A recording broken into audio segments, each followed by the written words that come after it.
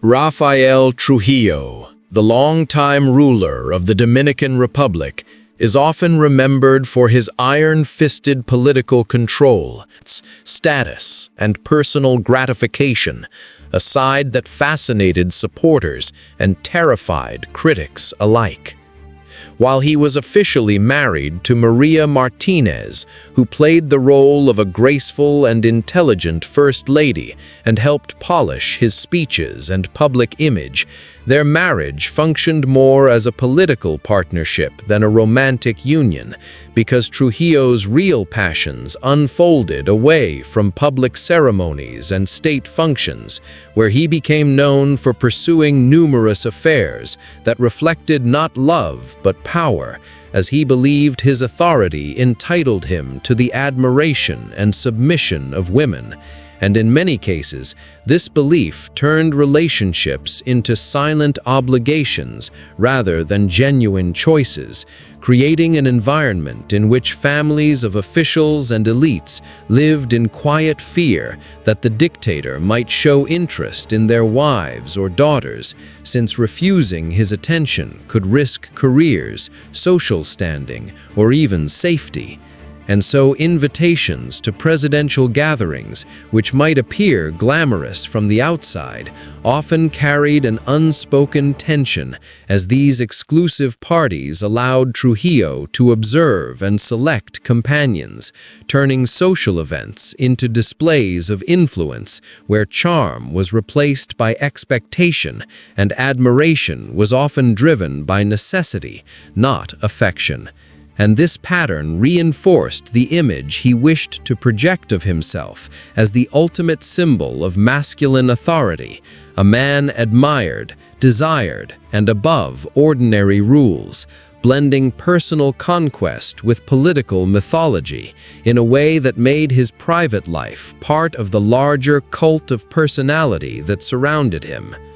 Despite his many affairs, Trujillo demanded strict loyalty from those connected to him and was known to react with jealousy if boundaries he imagined were crossed, revealing a contradiction between his expectations of devotion and his own freedom to pursue multiple relationships, while at the same time maintaining a complex family structure that included publicly recognized children and others whose connections remained less visible, with his daughter Angelita Trujillo often placed at the center of ceremonial life as a symbol of refinement and continuity, most famously crowned during a grand international fair that showcased national progress while subtly reinforcing the merging of family prestige with state power,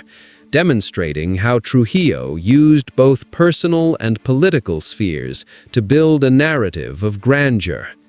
Yet behind the luxurious residences, elegant gatherings, and carefully staged public appearances lay a deeper reality in which relationships were shaped by hierarchy rather than mutuality, as his personal interactions reflected the same structure that defined his governance: absolute authority at the top and limited autonomy below, creating a world where intimacy often became an extension of influence and personal loyalty blended with political necessity. And this dual existence of public morality and private indulgence eventually contributed to the quiet resentment that grew among elites who felt their own households were not beyond his reach, illustrating how personal conduct can intersect with political stability in unexpected ways. Because while Trujillo presented himself as a guardian of national values and a champion of order, stories of his private pursuits circulated widely enough to shape perceptions of his character, making his life a study in contrasts where discipline coexisted with extravagance and loyalty with fear. And in his later years, this tension deepened as even longtime supporters began to view his influence not just as political authority, but as personal intrusion, blurring the boundary between leadership and domination until the atmosphere around him shifted from admiration to unease, suggesting that the same drive for total control that had secured his rule also isolated him, as the lines between state power and personal desire became increasingly indistinct, and thus the legacy of Rafael Trujillo's private life remains inseparable from his broader story, offering insight into how authority can extend beyond institutions into relationships, shaping not only how a nation is governed, but how its leader is remembered, not merely as a figure of political strength, but as an individual whose private choices reflected the complexities and contradictions of absolute power.